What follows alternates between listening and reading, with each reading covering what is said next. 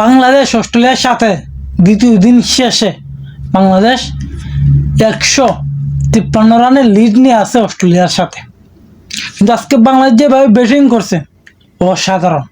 মানে আমরা যারা দর্শক আছি বাংলাদেশের, আমরা ভাবতেই পারি না যে অস্ট্রেলিয়ার সামনে বাংলাদেশে এইভাবে খেলবে, কল্পনার বাইরে। কিন্তু আজকে যেভাবে ব্যাটিং করছে বাংলাদেশে এক কথা অসাধারণ,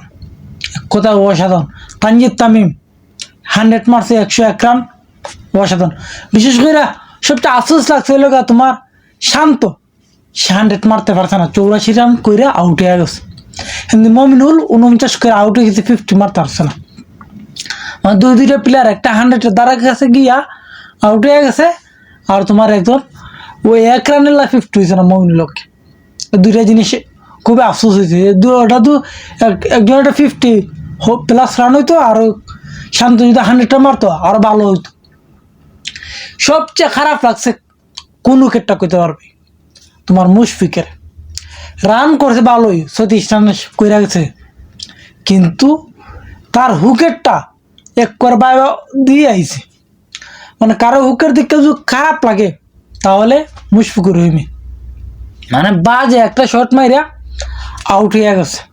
আর না গেলে যেইভাবে খেলার স্টাইল আছিল, টানায় 2-3 উইকেট গিয়া 6 উইকেট গিয়া বাংলাদেশ 153 রানের লিডে আছে। 351 রান করেছে বাংলাদেশ। কিন্তু বাংলাদেশের ব্যাটিং বর্তমানে যে স্টাইলে চলতেছে, হাসান মাহমুদ আর মিরাজ যেভাবে রান করতেছে, যদি আরো 50টা রান এড করতে পারে, যে সাল্লাখানি কষ্ট মষ্ট কইরেও 50টা রান এড করতে পারে, 200টা রানে লিড নিতে পারে বাংলাদেশ আগামীকাল ব্যাটিং করিয়া, তাহলে আশা করি যে আমরা অস্ট্রেলিয়ার সাথে এই ম্যাচ জিতার আশা আছে। আরো তো 50টা রান করতে পারি, কারণ এটা 100 যে এই টেস্ট জিতার আশা আছে বাংলাদেশের।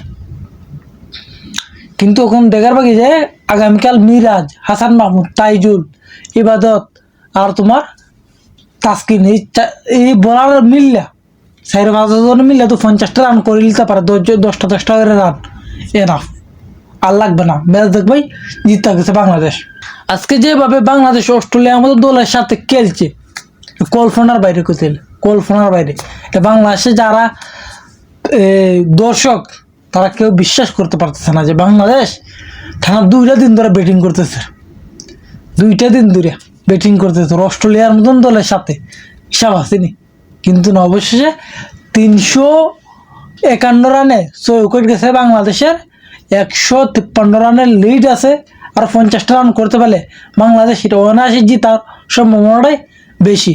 কারণ একটা বড় লিড না রাখতে পারলে অস্ট্রেলিয়া কিন্তু অলরেডি প্রেশারও আছে, আরও প্রেশারও পড়ে যাবে। আর এই প্রেশার পড়ে গেলে আর এই ম্যাচ যদি জিতি তো ইতিহাস হয়ে যাবে, বাংলাদেশের ইতিহাস। টানা 23টা বছর পরে তোমার জত গেছে অস্ট্রেলিয়া টেস্ট খেলতে গেছে, 23 বছর পরে। আর সেই অস্ট্রেলিয়ার মাঠে হারায় আসতে পারলে কি কইমু, হিসাবের বাইরে রেকর্ড, ইতিহাস হয়ে যাবে, ইতিহাস।